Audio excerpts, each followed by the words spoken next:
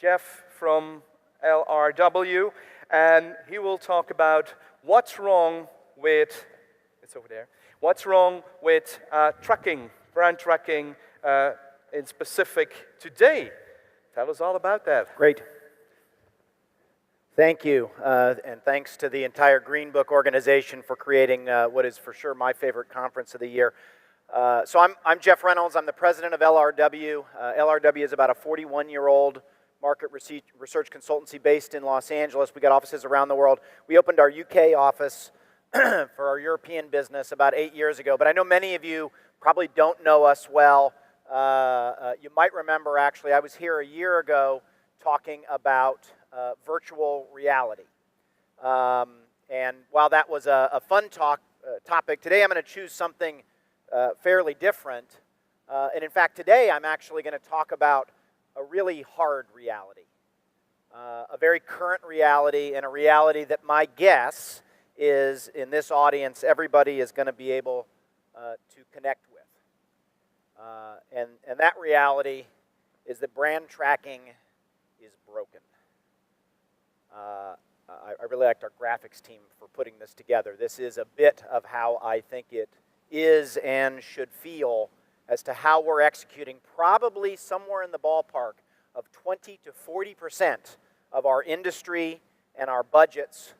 And I don't know if this is going to be controversial, but I'm basically going to accuse both agencies and clients in this room for being responsible for breaking it together. And therefore, the solution is going to lie with us. We didn't intend to. We set out years ago with great intentions, but over the past couple of decades, we've made it too slow, too unwieldy, and way too flipping costly. And we are under critical examination from our stakeholders as to the value proposition of it. I was at a major CPG company, one of the largest in the world, literally last Tuesday. There is a new head of global insights who is a big data-oriented individual, and his language is moving to getting rid of these things with perhaps social media replacing it. And it has sent shockwaves through the organization. And so my goal here today is to try to talk a little bit about kind of how we got to this spot, why we're probably stuck here to a certain extent, and what we can do about it. And I believe that I need to appeal really to the entire ecosystem of this major part of our industry because we have to change together. So how we got here. So I can remember literally with my first Pentium computer when Microsoft Office came out. It's the mid-90s, Excel and Word, and it's changing the world. And 20 years later, despite the fact you've got a 100x improvement in processor speed, how many of you think those products are really very different than they ever were? And I think they've gone a classic life cycle of having tremendous value when they arrive, and then over time, despite all sorts of advances, they actually don't seem to change in their basic function that much. And the way they change, because people want to hold revenue lines, is they add feature after feature after feature after feature. So you can run a print mail merge from Nigeria if you want to, but that isn't actually really changing the way you use it day to day.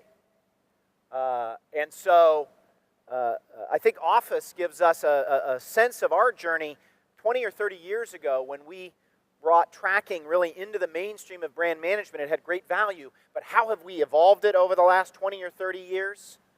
You know, data collection costs, because of what online panel access has created, has lowered the costs of collecting most samples by 80% and has allowed speed that we could never see. And so what have we done? We've added feature after feature after feature, new metrics, new cuts of the data. We've tripled sample sizes, and we've added questions. Oh my gosh, we've added questions. I'm going to tell you about a case study a little later with one of our clients where we pioneered what I'm going to be chatting about today. And it first began with we had to take a 35-minute questionnaire and take it down to 15 minutes. I'm sure none of you have had that particular experience. And I, you know, of course, there was valuable content that had to be left on the cutting room floor as a result of that. And here was my favorite question that we had to get rid of. And it's question XW87 from the questionnaire. By the way, if you have a questionnaire that needs a numbering scheme that involves XW87, you've already got a problem. So here was the incredible, valuable piece of information for the management of a global brand with a 9-figure marketing budget. And which statement below best describes how you feel about possibly adding avocado to a sandwich in the future? We've taken these studies and made them in an effort to add value with the best of intentions. We have made them so big and so lethargic that our marketing decision makers are not seeing the value relative to the cost. And so I'm going to talk about 3 key ways that I believe, despite the fact that we all have a sense that it's not quite right, and that I can tell you on the agency side, some of these trackers, it's like we kind of don't love doing them. And on the client side, you guys, you're not sure if you're really getting value out of them, but because of the nature of how they're stuck, it ends up being let's change that next year. And I'm telling you, next year is here. So the 3 reasons of why we probably aren't unstuck: economics, politics, and context. So first, a bit of the economics of brand tracking. The first thing to know is they're really big. I'm going to give you an example. I'm going to talk today about $1 million brand and ad tracker.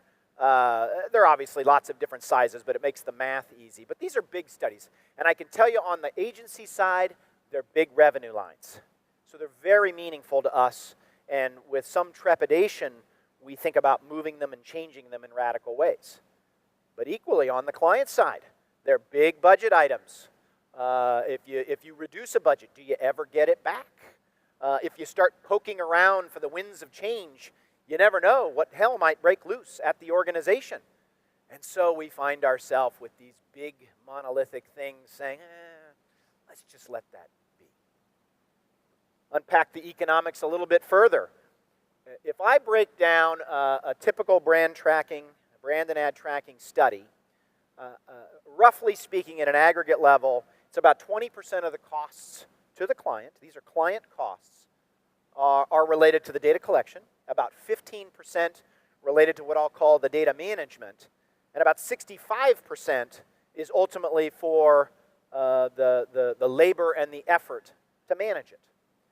Now what I'm doing, for any of you on the agency side, I'm attaching all of the gross margin that almost all of you have in your budgets to the labor, because it's where we add the value, and it's where we spend the vast majority of our costs. So if you think about that, let's break that cost down now into where it is likely going. And obviously I'm speaking for the industry as a whole, but I think I understand the structural economics pretty well.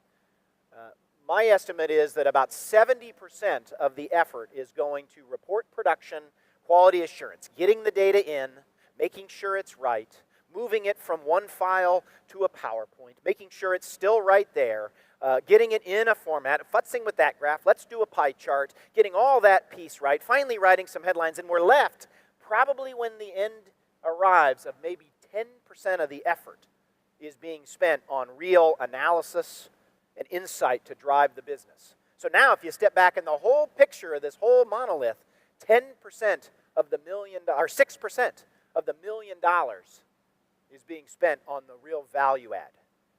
That wouldn't surprise me if then ultimately the value isn't there for these efforts. And so I'm going to come back to this later with a vision of how we can adjust it. But I think economics are a major driver of behavior, and I think this is one of the reasons we're stuck. The next one is what I'll call the politics, the web of relationships. Systems of this size and importance in our organization have a lot of stakeholders. All the way from, let's put it on one side of the value chain, the data collection providers, the research nows and federated samples of the world, getting us data, moving it through. We've got our staff who are the ones that manage it, and our sales teams that need to hit their numbers, and leaders in agencies like myself, and then it wanders over into the client side with the people that run the projects, whose job it is to run this, to the leaders on the client side, to eventually, I don't know, can you guys spot that? It's very small over in the corner. That's actually the vice president of avocados over there. He's very interested in his avocado question. So there's a lot of people involved to make this happen. And so systems like this don't move easily or quickly. And I don't know if any of you are fans of systems theory. I used to study family systems when I was in graduate school. And one of the key tenets of the system is that a change in one part requires an equal and opposite change in another. So if we don't change this dance together, we're not going to make change. And I like that analogy of a dance. It's almost as if, we over on the agency side can decide to change the waltz to a cha-cha-cha. But if we're busy cha-cha-chaing, and you all are still waltzing, it's an ugly dance, and we're probably going to step on each other's toes. So part of the reason I'm here today is to try to get a message out there that we must change together to ultimately put ourselves in position for success. And lastly, I think context is making it hard to change. We're in the midst of a marketing, really, revolution. If you think about what's gone on, let me go back 10 years, 2004, Google IPOs, Facebook is invented, the Facebook, and a smartphone didn't even exist. Now, 2018, they're anticipating digital media spend will eclipse traditional media. By 2018, we will spend $60 billion on mobile marketing in the US and Europe. And this stuff didn't even exist 10 years ago. And so there's this fast-moving train moving by, and I think part of the reason we haven't changed is because, well, we're waiting for a spot to jump on that train, and the fact is, I don't think it's going to stop. And so we can't wait for that. We need to get on board with it now, and we need to develop systems that are agile enough to adjust as that train continues to move. So, what do we need? I don't know if there's an adage in the United States. You can have faster, cheaper, or better. Pick two of the three, but you can't have all three. Has that ever made it over to Europe as a little market research saying? But there actually are cases when you can actually get all three. And many of them involve innovations and technology. That's how you can actually get all three of these things. And so it is with great aplomb that I am very excited to present to you today Uber brand tracking. That's actually a joke. You can get that. You can take the logo at Google.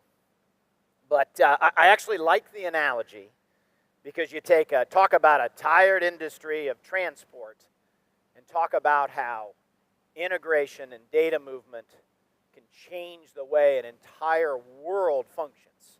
And you see the impact of Uber. And that kind of vision is what's guiding us to the belief and to the vision that we can build a new model for doing this. A model that will take advantage of what is our craft, what is our knowledge of how to draw real insights to drive business, but that will make major changes in the key areas that are hanging us up now. So we set back a couple of years ago as we looked at this problem. LRW has been, I would describe, on a radical innovation journey over the last 3 years. I mean, we're a pretty good-sized firm. We're not a niche player, but we knew we had to reinvent ourselves.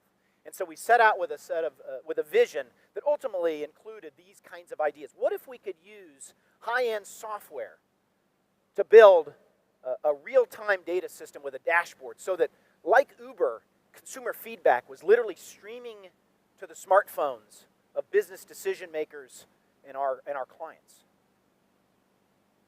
What if we could integrate mobile and traditional survey data, native text analytics, so that voice of the marketplace could come streaming in and actually get some structure and understanding, but even then allowing the rich understanding of what somebody says in China 10 seconds ago? What if, because of technology and data movement, we've now decreased costs of data collection such that we could actually get more data, not less, but because it's automated, the handling costs become completely minimized. And lastly, with that result, what if we shifted labor away from low-value, repetitive tasks, i.e. at Uber, the a dispatch person calling up a driver and saying, "You available, buddy?" What if we could get rid of that labor and add the labor to something that has much higher value, the insights and the analysis? The vision is sort of an idea that says, what if we could find something that sits in the middle of our traditional survey structured approach that has what we know are benefits of being structured enough to go after the hypotheses that are our key area, that are disciplined enough to have representative samples that speak to the market, but that has many of the characteristics that make social media so attractive, that it's rich, that it's real time, that it's literally emerging out of the voice of the marketplace. The economics of something like this could shift dramatically. We take what I showed you earlier, and we can reduce that data management, that quality assurance and the movement of data, we can reduce that by almost 70%, which ultimately has an impact. We can probably drop the costs of brand and ad tracking by 40%. But that gives us new alternatives. What if we decide that with that reduction, we'll call that the basic model, what if we then turn around and add more value back? We can triple the amount of time spent on the analysis and insights because we're not moving data around. And so even then, we're still looking at something that is 20 to 25% less than we spend now with way more insights and way more value in a real-time environment. These economics are possible, and I'm going to tell you shortly about a case study where we executed them. We think something like this, in the end, puts you in a spot where it gives us the speed and decision support that your CMO wants, the integrated data that's fit for the digital, social, and mobile world, and ultimately consulting and insight to drive understanding and actual business decisions that we know the folks in this room need to provide for the so what of the data that can ultimately have a huge impact on the value of these. But I do want to make sure that we're not painting a panacea, because these types of change take some courage and they take some leadership, because in the end there are some trade-offs. The first thing is you have to start thinking in terms of data systems, not studies, and that is a major mindset shift for certainly client market researchers as well as folks on our side. If you think about that 70% of that effort is the movement of data, this is a new set of skills and tools and would require organizational change in who you're hiring and how you're structuring their time and energy. You have to manage differently with more upfront thinking. If you're going to build a system, systems have a greater degree of permanence in how you set them up initially. And that's easy to say, but I've stood up enough brand tracking studies to know that oftentimes some of those key stakeholders are hard to pin down. And we've, for years, always been able to say, well, we could probably adjust that later. You have to have stronger leadership up front to get it right. These data systems can be, in some ways, less flexible in the short run. In the end, with a flat file and the ability to ask a question, you can do anything. But what's the cost of that limited flexibility for the VP of avocados versus the ability to build out a system that delivers all these other sorts of benefits? That's a significant adjustment to make. And as I watched us execute this pilot with a close client, I could see the challenge of those trade-offs when they see that new value, but it's like, but can't we do this thing that we've always been able to do? And sometimes that answer has to be no, or in a different way. And that, again, requires leadership from all of us. There's a lot of infrastructure involved. Building out systems and software like this is not for the faint at heart. This is not a little technology investment. The way we have gone about this is we've partnered with a Silicon Valley software firm that's never been in the business of brand tracking, but we saw their capabilities. But understand, they are on Page Mill Road. They are down the street from Facebook. They've received $80 million in venture capital funding. They have 100 developers and 2 co-locations with millions of dollars invested in hardware, and they're updating their own software on a daily basis. It is not a small enterprise to go build out something that can do this. And so, you know, there's probably other, I'm not saying this is the only company that could do it, but we just knew we didn't have the deep pockets and we didn't have the technology knowledge to go head-to-head with the real pros in this space. And if you as an agency are going to try to do this, you better not send your IT group into battle with $1 million because they're not going to be able to execute under that. And lastly, these things sometimes involve investment in year one to build the system for for the downstream benefits and even cost reductions in year 2 and out. But that requires leadership on the client side to come in, to believe in something, and to stand in front of stakeholders who may already be critical of your budget and say, in year 1, I actually need $100,000 more. And let me tell you what we're going to get you downstream. And those are all real challenges that we'll face in making this kind of a migration. What do we call this at LRW? We call it BX, brand experience. Stealing from the idea of the sort of the new technologies of CX about getting feedback from your customers in real time. This is about getting feedback on your brand in real time. It's tablet enabled, it's phone enabled, it enables a speed of decision making that is unprecedented, at least in our world. We went to battle on this innovation a year ago with a close partner. And we said, we don't have all the answers, but we need someone to pilot test with. And we took a sleepy old tracker that, frankly, was under the CMO's critical eye as, why are we spending this money? And we have completely changed it as a tool for the business to the point that 3 weeks ago, data from that was being used in a board presentation to make major adjustments in the strategic direction of, again, a company that spends 9 figures on their marketing budget. There really is an opportunity here to do something different, but it is going to require a whole lot of leadership, a whole lot of courage, and a whole lot of vision that we can take this major part of our industry forward into something new.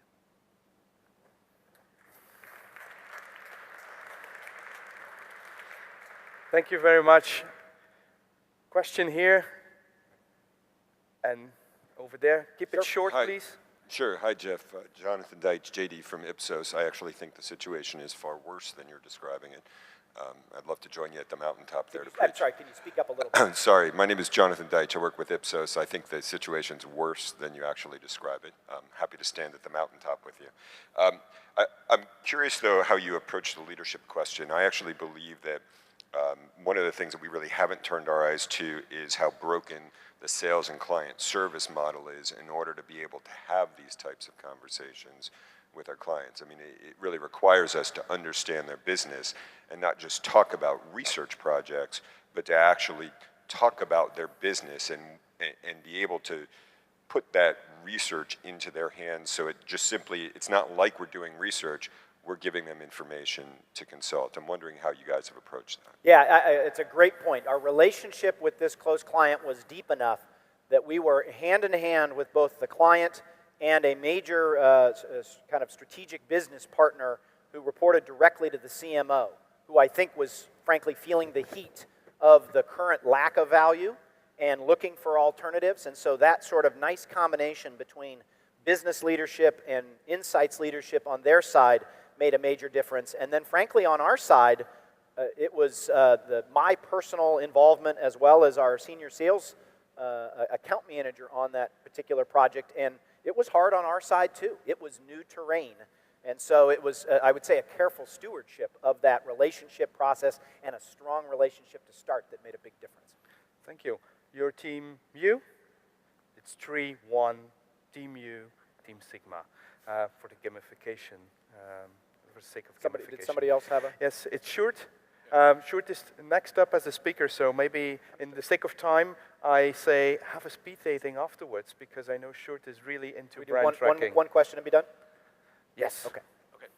My name is Sjoerd Korsen from Heineken. I'm wondering why you would collect real-time data. We are considering to decrease the frequency of measurement for our brand tracking. So I'm wondering what business leaders would do with real-time data. They're already overloaded.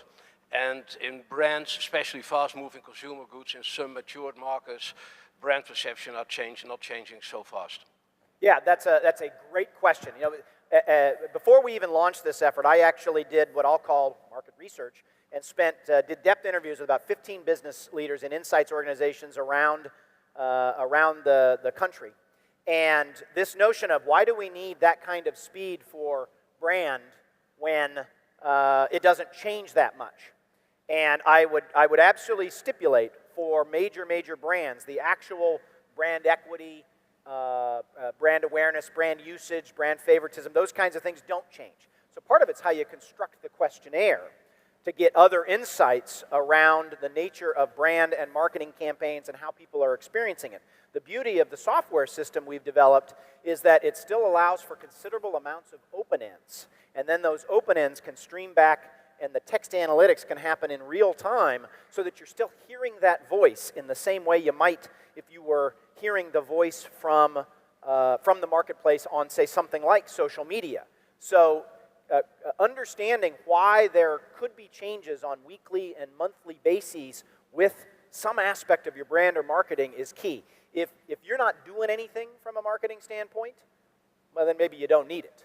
But for brands that are actually making choices on a weekly and monthly basis, we think there's great value. And I would caution anybody to go to your senior marketing leadership and say, are we trying to move too fast?